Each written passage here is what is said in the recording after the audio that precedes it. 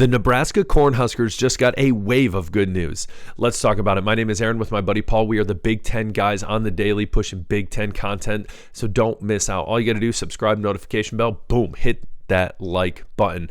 For today, for content tomorrow, the next day, it's going to be great. It's going to be fun. Don't miss out. Hit that subscribe button. So today, Nebraska fans, man, you got a lot to talk about. Not only was that a big win yesterday, but we have schedule talk that we have to make at the end of this episode where we're going to jump in other teams that the Cornhuskers are going to be playing and why it's going to be looking good.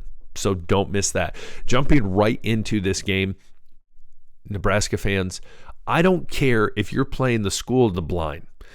A lot of people are like, whoa, calm down.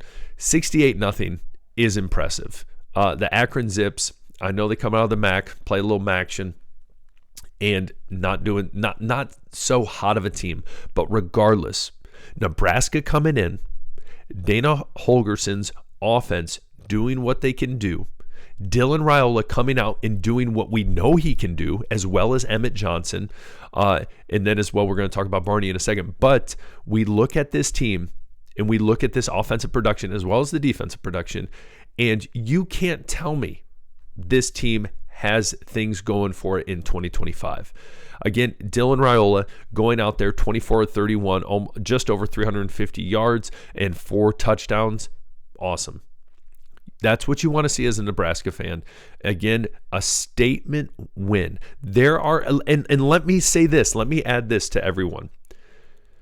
There were games yesterday where big time teams were playing scrub group of 6 teams, and it was a slugfest. It was a slugfest. Nebraska coming in and taking care of business is what we need to see. Again, next week they have Houston Baptist, another cupcake game, and then they go into Michigan. We're going to talk about that in a couple minutes.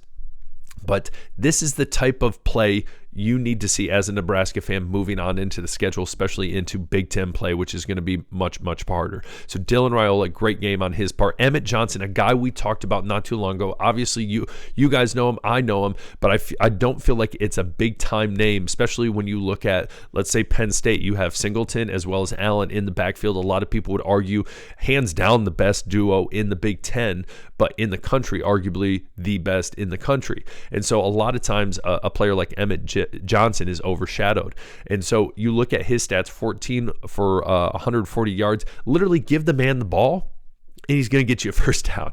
Give the man the ball, he's going to give you a first down with 2 touchdowns. This name is going to be more of a household name in the Big Ten come Big Ten play as Nebraska continues to do well. Emmett Johnson is only going to get bigger in my eyes. You can't forgive to give credit as well in this game to the offensive line. A great offensive line. Some transfers that have came in to help this rushing attack, help protect Dylan Raiola. Significant upgrade from last year. So huge. Listen, all of this stuff is only piling up in making Nebraska obviously better, but moving forward should give Nebraska fans and others more confidence that Nebraska is the real deal. Last but not least, our guy Barney, wide receiver, great showing from him as well. A young guy that's big for Nebraska because I think a lot of people on the receiving end of this team, I think there's a lot of pros and cons. There's a lot of people that were high on Nebraska in some aspects, and there were some others that were like, we'll see. Almost, I had someone comparing them to Iowa. I was like, time out. That's disrespectful, especially watching their performance yesterday. But regardless, Nebraska, 68 points. You're walking around Sunday. You should head held high, baby. Great game by Big Red Nation. Now, more specifically, what we need to talk about. This is all good. This is all great. But more specifically, what needs to be talked about is the schedule moving forward. So next week, Houston Christian should be a cakewalk. That following week, the next 2 weeks are home against Michigan and then my team, Michigan State. Now, Michigan just lost, I wouldn't call it a barn burner, but lost to the Sooners. I'm not crazy high on the Sooners. I know a lot of people are. Brett Venable, I think, is a great defensive coordinator. I don't think he's a great coach. I think Michigan is an overhyped team this year. And there might be Michigan fans watching this laughing at me saying this is coming from Sparty. Yes, it is coming from Sparty. I think Bryce Underwood has the potential down the road to be an absolute dog, a fiend. He's going to be great. But I don't think it is hard for a freshman quarterback, a true freshman quarterback, to come in and play well. Bryce Underwood was 9 of 24, 142 yards, not a touchdown, and technically no interceptions. That's a rough game. That's a bad game. That's not a Mark Gronowski game from Iowa, but it's not good. And so Michigan having to go play in Lincoln, first Big Ten game of the year, is going to be tough. So news like this is only good for the Cornhuskers.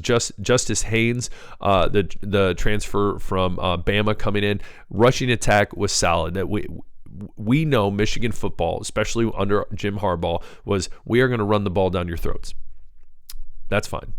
I think, though, you look at Nebraska, how they have performed offensively is going to be, I think they are better than in Oklahoma. I think this is going to be an incredibly tough match for Michigan, and I have right now Nebraska winning this game. I think a lot of people might laugh at me saying that, but again, you go into Norman, Bryce Underwood, overwhelmed. You expect to go into Lincoln and it be any easier? No, it won't be. It'll be incredibly harder. So again, this is only good for Big Red Nation that the Wolverines struggled in Norman, because you get that game. And then I'm not going to tell you Michigan State's going to be a cakewalk. We'll talk about that in a second. As well as Maryland and Minnesota actually have had some solid games, but I have Nebraska better than all those teams. I think your toughest game after all those is going to be USC. UCLA has proven they're trash. Penn State, and then Iowa has also proven. Granted, I feel like they can bring the worst out of teams. Years ago, Notre Dame had a team where it was just like, we're going to bring the worst out of you, and it was just an ugly game on both sides of the ball. Iowa, I feel like that's what they do, but Nebraska, I think, is head and shoulders better than them. And so Michigan State, though, they won a slugfest against Boston College last night. I'm dead tired recording this video because I stayed up and watched double overtime. But I still have Nebraska as an edge. Being home against Lincoln, or in Lincoln, is huge. But I think this Nebraska team is the real deal. They beat Cincinnati. Sure, that wasn't I'm going to use the word sexiest game, but a win's a win against a Power 4 team. They dominate the Zips, and I think they're getting into their groove. And I feel like you could feel that yesterday. Same thing with Houston. Same thing with Michigan. So we will see. I wouldn't be surprised if you see them getting ranked soon. We'll see. But again, comment below. Tell me what you think about Big Red Nation, about the Cornhuskers. Are you excited? Are you still very hesitant? As well, I'm a Michigan State fan. If you want to drop us some tickets to the Nebraska-Michigan State game, I'd come out to Lincoln. Just let me know. Hit that subscribe button on your way out. We'll talk later. Peace.